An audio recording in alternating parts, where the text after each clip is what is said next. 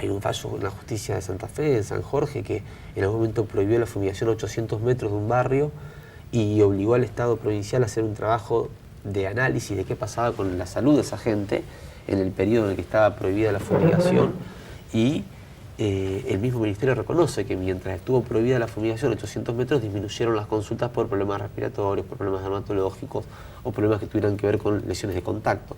Entonces entendemos que no hay que darle mucho más vueltas al asunto para poder empezar a restringir el uso de venenos alrededor de las comunidades y para poder empezar a pensar en procesos de transición para la transformación del proceso del modelo productivo en un modelo que produzca alimentos y no venenos.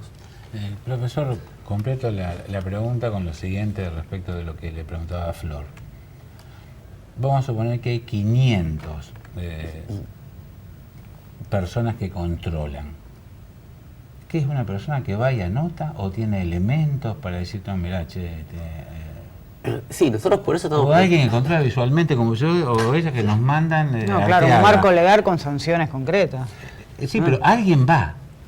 Sí. Y controlar el tema fumigación, ¿te acordás del cordón industrial? Sí. Los debates históricos, si había que elevarlo a 40 metros, 50, pues las chimeneas estaban graduadas en altura, claro, para que todo eso vuele, es decir...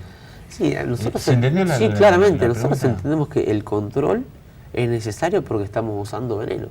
¿Pero con qué controlan? O sea, hay diferentes mecanismos. Se controla por un lado que la sustancia que se aplica sea la sustancia que está escrita en la receta agronómica. Es decir, lo que va en el avión o en la máquina. Claro, que lo que se mete en el avión o en la máquina sea lo que realmente está escrito. Se controla que no haya vientos. ¿Cómo es? ¿El técnico saca una muestra de eso y la manda? Supuestamente el técnico debería estar presente cuando se carga en el avión o en el mosquito, y entonces de esa forma estaría viendo de dónde, cuál es el producto que sale del envase y entra en el... Ahora, nosotros entendemos que esto es necesario porque estamos aceptando el uso de venenos en el modelo de producción, y que si nosotros tuviésemos un modelo de producción agroecológico que está demostrado que es rentable, que está demostrado que es posible, y que de hecho en la provincia de Santa Fe existen experiencias, nosotros no necesitaríamos que estén controlando cómo se hace la agroecología, porque la agroecología no usa venenos. ¿Hay venenos prohibidos?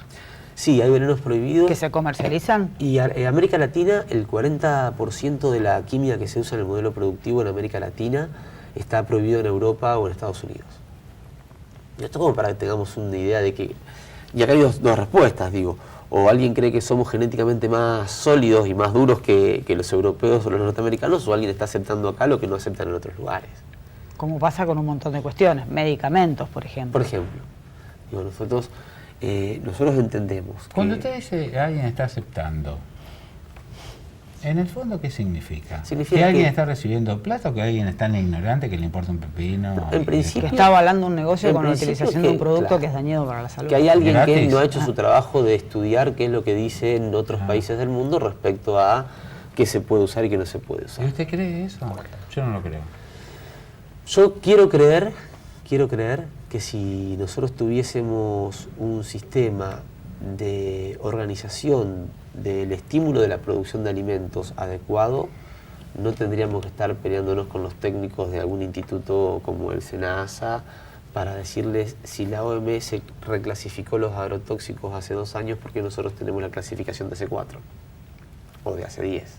¿Tuviste la oportunidad de hacer esta consulta en una charla privada, digamos que no sea oficial, vos, el profesor? No, con autoridades de... Sí, con alguien no, nosotros hemos participado en un momento en un pedido por mesa de entradas al SENASA de reclasificación de las sustancias químicas que no ha tenido respuesta hasta el día de la fecha. Eso se hizo el año pasado. Entonces, no tienen respuesta de los organismos oficiales, SENASA, publican estos informes y hay enojo de las autoridades en Santa Fe. Sí, sí. Se encuentran con una cadena en donde tienen los estudios en la Facultad de Medicina. Digo, esto es avalar un negocio que causa daño. Sí, y hay un aval del Estado, porque digo, no sé, ¿se puede pensar otra cosa? Yo entiendo que son decisiones equivocadas de gente que quizás no mide el impacto de lo que significa lo que está pasando. Usted piensa bien. Nosotros creemos... Son millones los que se mueven con el tema de la siembra en nuestro país y en nuestra región, digo, Santa Fe, y de los puertos de Santa Fe se exporta la gran cantidad de granos que salen al mundo. Sí, nosotros no desconocemos el negocio que hay detrás de esto. Lo que digo es, los actores... ¿Se acuerdan de Hannah Arendt cuando hablaba de la banalidad del mal? Digo, nosotros entendemos que por ahí los actores que terminan generando operativamente algunas prácticas no tienen dimensión de lo que están haciendo cuando hacen eso. Y a veces se superponen o se priorizan cuestiones particulares, individuales, en vez de estar pensando en el bien común. Y eso genera mucho daño a mucha gente que todavía, en el caso nuestro, cree en la universidad pública, cree en la importancia de que la universidad pública construya un conocimiento independiente y fundamentalmente cree en la importancia y la necesidad de tener una universidad pública que abra sus puertas para que los movimientos sociales puedan entrar, como hemos hecho nosotros en los congresos de salud socioambiental que organizamos desde el año 2011. A ver, a mí me parece que cuando uno tiene una función en el Estado sabe dónde está. Y sabe que hay que diagramar políticas de Estado para la salud, para la educación, y no caen ya en decisiones personales que puedan tener o errores. Hay políticas de Estado y en nuestro país fallan algunas de ellas. Porque digo, si decimos, entran medicamentos que se prohibieron en otros lugares del mundo porque se comprobó fehacientemente que generan un daño para la salud. Sin embargo, acá se siguen usando. Se prohíbe en otros países la utilización de agrotóxicos. Acá se siguen usando. No es por error. No. Hay políticas de Estado que claramente están mal, que habrá que corregir, que uno puede plantear no es de un día para el otro, pero digo... Nuestro país dejó de tener un Ministerio de Agricultura para tener un Ministerio de Agroindustria. Eso me parece que es un dato claro de hacia dónde se conducen las políticas. Digo, la agricultura, aunque sea nomenclativamente, es una construcción que habla de la cultura de la producción de alimentos a partir del trabajo de la tierra. La agroindustria es otra cosa. En la provincia de Santa Fe, un grupo de diputados aprueba un proyecto de ley que felizmente todavía no está aprobado en senadores, que es regresivo respecto a la ley que hay hoy, que ya debe ser modificada en función de todo esto.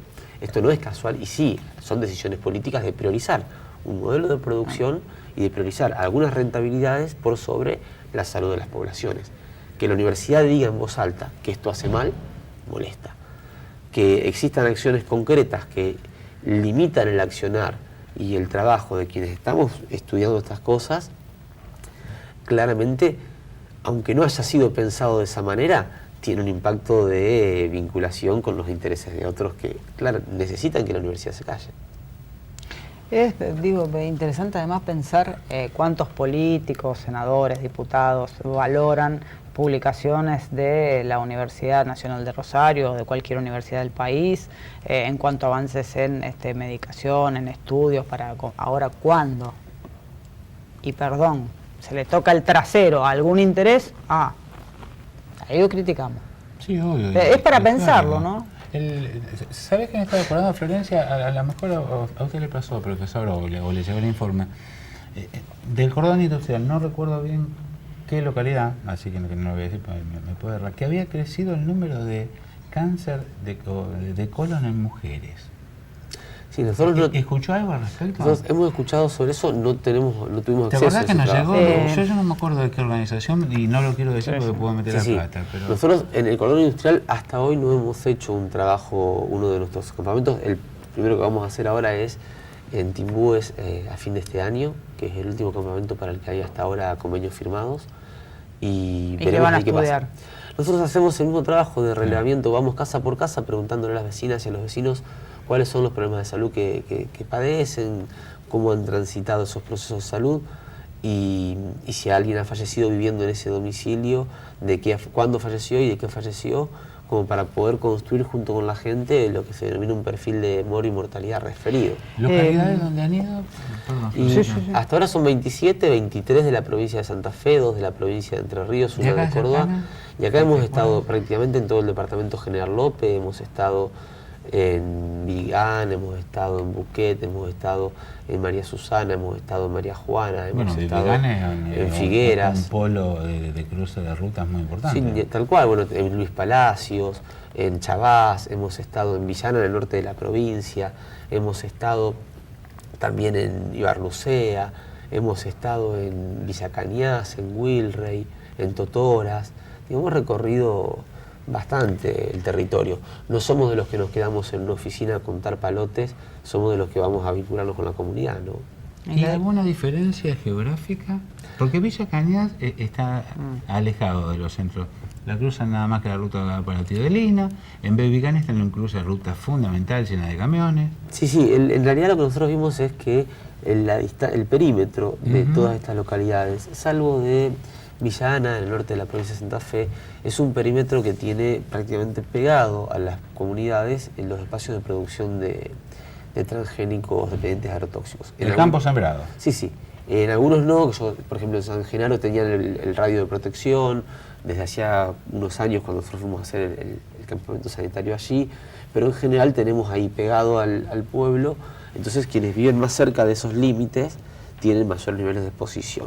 En el caso de Villa Ana coincidió con que la mayoría de la población no vive tan próxima a los espacios donde se utilizan eventos transgénicos con dependientes agrotóxicos, y los perfiles de morbilidad no fueron exactamente los mismos que estábamos teniendo hasta ese momento. ¿Qué se siembra en Villa Ana, perdón?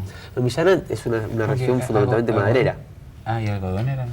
Sí, pero digamos, alrededor de Villa Ana lo que estaba más cerca era el monte que se utiliza para hacer madera y hacer muebles. Entonces, desde ahí nosotros también nos hicimos una pregunta. Bueno, estábamos en la etapa de cruce de esos datos cuando tuvimos este inconveniente para poder acceder a nuestros materiales de trabajo que nos impidió seguir avanzando en ese análisis, ¿no?, para poder terminar ese trabajo.